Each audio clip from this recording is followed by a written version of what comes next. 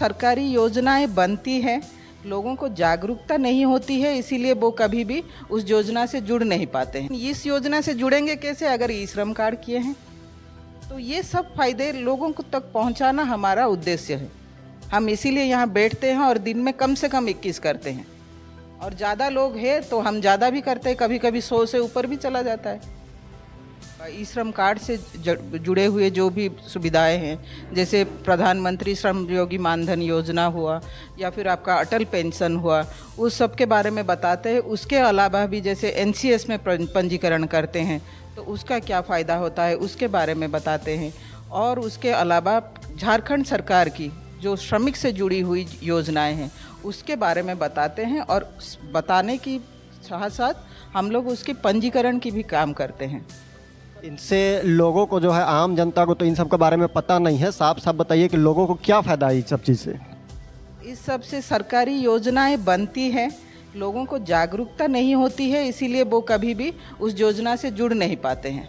जैसे अभी आपका बना है आभा कार्ड का योजना, उससे जुड़ेंगे लोग तो उनको कहीं भी वो जाते हैं, उनकी मेडिकल रिकॉर्ड अगर आपकी आभा कार्ड है, कहीं पे भी मान लीजिए रास्ते पे चल रहे दुर्घटना हो गई तो भी आपका डिटेल हिस्ट्री, आपका ब्लड ग्रुप क्या है, आपको कौन सी डिजीज़ है, किसका मेडिसिन ले रहे हैं, सब आपको वहाँ पे मिल जाएगा।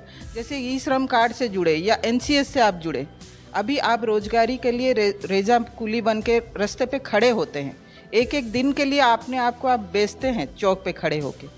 एनसीएस से अगर आप रजिस्ट्रेशन करा लिए तो आप किस कैटेगरी के वर्कर हैं वो पता चल जाता है, और एनसीएस से आपको पहले ही बताया जाता है कि इस जगह आइए, आपको हम यहीं पे काम आपका निकाल के रखें। तो आपकी जो रोजगार की अनिश्चितता नहीं रहती है, फिर वहाँ पे गारंटी हो जाती है। तो ऐसे सरकारी योजनाओं से जुड़ेंगे। जैसे श्रम योगी, प्रधानमंत्री श्रम योगी मानधन योजना है, वो एक पेंशन योजना है। उसमें आपको 60 साल के बाद 3000 की पेंशन की गारंटी है, जिसमें जो अभी आप राशि भरेंगे उसमें आधा सरकार भरती है, आधा आप भरते हो। और राशि की सबसे ज़्यादा मूल्य क्या है? 200 रुपये है पर माह। आप 200 भरेंगे, अगर 40 की उम्र हो गई है सरकार भी 200 भरेगी, और आपको जब 60 साल हो जाएगी तो आपको पेंशन की गारंटी है। अनऑर्गेनाइज सेक्टर में जो असंगठित क्षेत्र के श्रमिक है उनको पेंशन कहीं नहीं है आज के दिन में, लेकिन इस योजना से जुड़ेंगे कैसे अगर ई श्रम कार्ड किए हैं? तो ये सब फायदे लोगों को तक पहुंचाना हमारा उद्देश्य है। तो ये रोजगार उन्मुखी कार्यक्रम है कि पेंशन का?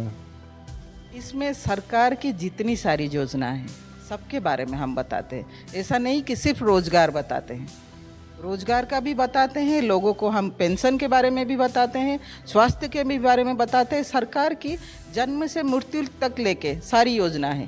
जैसे झारखंड सरकार का BCOW कार्ड है, उस कार्ड में आपको 16 तरह की योजना का लाभ मिलता है। आप पढ़ेंगे भी तो उसमें मिलता है। अगर कोई महिला श्रमिक है, वो गर्भवती होती है तो उस समय उसको स्टाइपेंड मिलता है। लोग ये सब जानते नहीं हैं, और उस कार्ड को हर साल रिन्यू करना पड़ता है, वो भी नहीं जानते हैं। एक बार करा दिए किसी एजेंट से और वो छूट जाता है।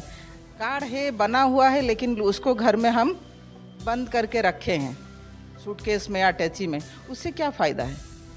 हम उनको वो बताते हैं और आपकी श्रम की प्रकार भी बताते हैं जिससे कि उनको फ़ायदा मिले, सिर्फ रोजगार में नहीं, पूरे ज़िंदगी में। कोई शिक्षा आगे भी पढ़ना चाहता है तो BCW कार्ड में है कि वो आगे पढ़ सकेगा और स्टाइपेंड मिलेगा। जैसे कोई लड़का गांव का 8वीं पास हो गया है और वो मैट्रिक फेल होकर बैठ गया है, वो एनसीएस में रजिस्ट्रेशन करेगा तो मोटर बाइंडिंग का सिखा सकते हैं। वो रांची में रह के हेहाल में जो ऑफिस है उनका, वहाँ हॉस्टल में रहेगा, खाना भी मिलेगा, स्टाइपेंड भी मिलेगा, एक कौशल भी सीखेगा। मोबाइल रिपेयरिंग, आपका मोटर बाइंडिंग, कंप्यूटर लर्निंग, ये सब सीख पाएगा। आपकी शिक्षा के अनुसार वो सब सिखाएंगे और आपको बताएंगे। तो ये कोई शिविर जो लगा है सरकारी योजनाओं के बारे में बताना और पंजीकरण करने के लिए। ये सब जैसे पंजीकरण यहाँ पे होगा कि कहीं CSC कहीं से भी कर सकते हैं? ये जो मैक्सिमम यहाँ पे जो हम बता रहे हैं, हम साथ में लेके बैठ रहे हैं। जो प्रज्ञा केंद्र वाले हैं उनको साथ में लेके बैठ रहे हैं। हम यहाँ पंजीकरण कम से कम एक दिन में 21 पंजीकरण कराते हैं यहाँ पे, तो लोगों देख पाए कि हाँ पंजीकरण होता है। ऐसे कोई झूठा अफवाह नहीं कि आके बता दिए पंजीकरण हो रहा है, हो जाएगा। हम इसीलिए यहाँ बैठते हैं और दिन में कम से कम 21 करते हैं। और ज़्यादा लोग हैं तो हम ज़्यादा भी करते हैं, कभी कभी 100 से ऊपर भी चला जाता है। पंजीकरण करने में शुल्क लगेगा कि निःशुल्क है? योजना के अनुसार है वो, जैसे ई श्रम में निःशुल्क है आपका, लेकिन BOCW कार्ड जो झारखंड का है उसमें शुल्क लगता है। कितना शुल्क लगेगा उसमें? वो आपका शायद 110 रुपया लगता है उसमें, और अगर किसी का है वो रिन्यू करता है तो 50 रुपये लगता है। उसमें आपका जन्म से लेके मृत्यु तक, अगर यहाँ झारखंड में बहुत श्रमिक है जो इस कार्ड को नहीं किए हैं, और भगवान की कृपा से सब लोग अच्छे रहे, लेकिन कई लोग काम करने जाते हैं और उनकी मृत्यु भी हो जाती है, छत से गिर जाते हैं, करंट लग जाता है, तो कोई नहीं जानता कि BOCW अगर कार्ड है आपका तो आपको 5 लाख रुपए मिल सकता है। जैसे कि आप पेंशन स्कीम के बारे में बताया, तो उसमें आप जो डालना होगा पैसा, वो मंथली है कि सालाना? आप उसके जो प्रज्ञा केंद्र वाले हैं वो आपका करा सकते हैं, आप मंथली दे सकते हैं, त्रिमाही दे सकते हैं, 6 माही दे सकते हैं, सालाना भी दे सकते हैं।